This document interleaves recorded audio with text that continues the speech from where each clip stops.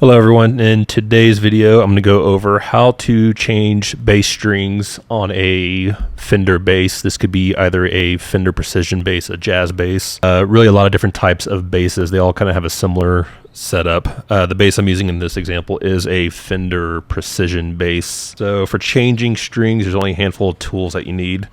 One, you'll need a fresh set of strings. I'm going to use Fender Super 7250s nickel plated steel round wound strings for this example. And then also you will need ideally a tool that kind of looks like this. This is I think this is by Diodario. So on the one end it's got a string winder that makes winding and unwinding a little bit easier, but for sure one thing you will need is wire cutters or something that will cut down the length of the string.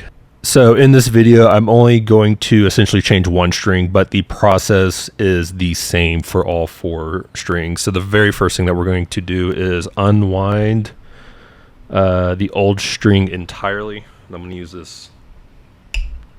this tool for unwinding it.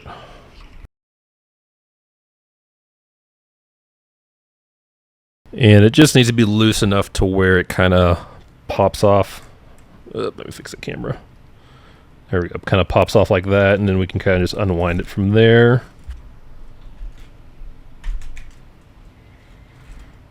So disconnect it from the tuning post, and then pull it out from the bridge.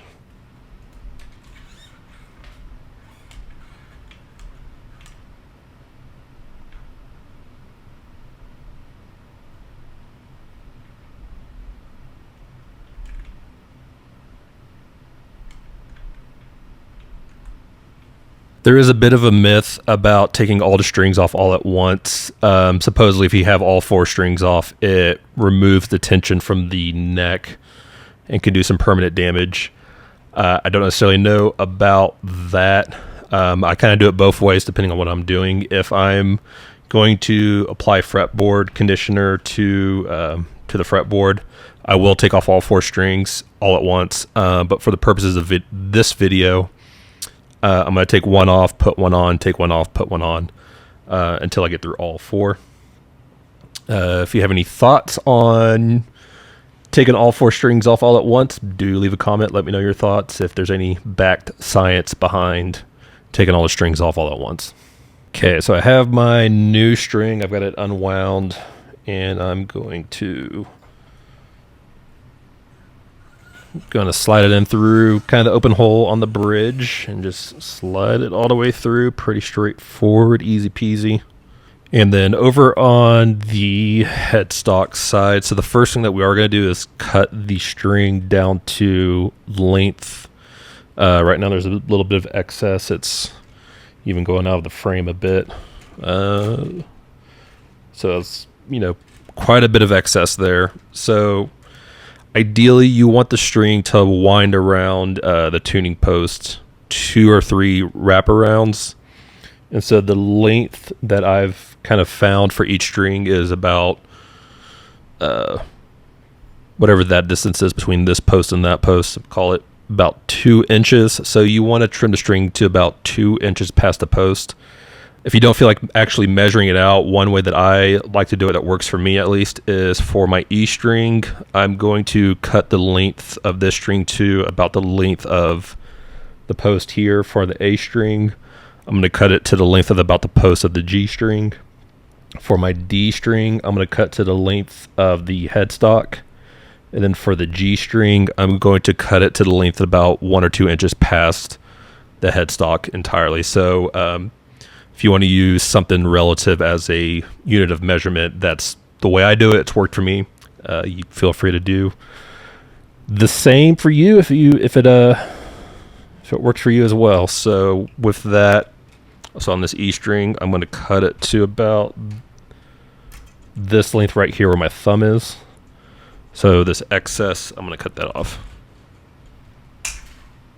Okay, so I've got my excess cut off. So now I'm going to first make sure that the tuning post is perpendicular to the length of the guitar. So the slot right here is pointing this way, essentially. And so I'm just going to take the end of the string, and typically I would use this tool for this and do it pretty fast, but for the purposes of this video, I'm going to do it pretty slow. So I've got the end of the string in the hole. I'm going to use my pointer finger to push it down so it rests within this slot that's right here, and then wind it, which way is this? Counterclockwise. So I'm winding it counterclockwise while using my pointer finger to give a downward pressure on the string. And so that way it allows it to wind down the post, which we want. And so basically just continuing to give downward pressure. So I'm pushing down with my finger, and I'm also with my thumb and middle finger, I'm also kind of pulling on it that way, so that way it all stays in line. And then we'll edit this to speed it up.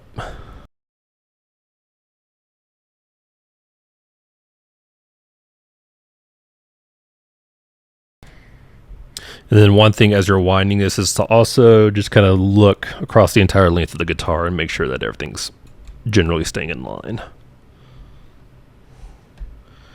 And then once it gets pretty tight, push it to the slot within the nut to keep it all in place. And at this point it's basically where it needs to be. I need to tune it, but that'll be done separately. At least it's on the guitar, and afterwards I'll tune it. So in the end, it should look something like this. 2 or 3 clean winds around the tuning post. So can't really see it clearly from this angle, but essentially the string is running up the neck, and then it's winding around the bottom and then spiraling its way up into the hole in the top. And then from here, I'm basically just going to repeat the process for the other 3 strings. For the D and the G string, you just need to be mindful of, I don't know what this part's called, this thing here. If I figure out what this is called, I'll edit it into the video. But basically just need to make sure that the string runs underneath it and then into the post for the D and the G string. And then from there, you're done.